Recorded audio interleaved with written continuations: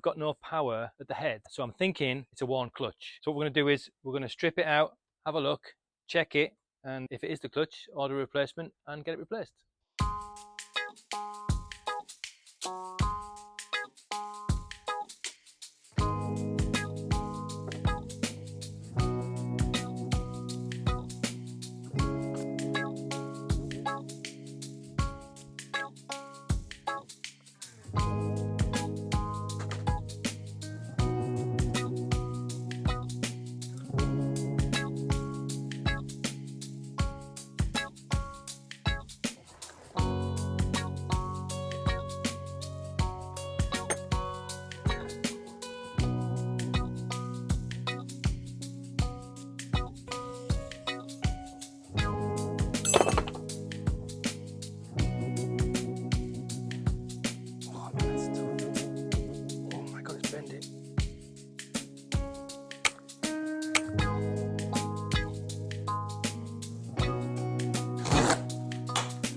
Okay, looks good. I think we'll get it mounted.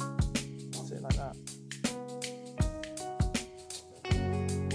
Oh, that's tight.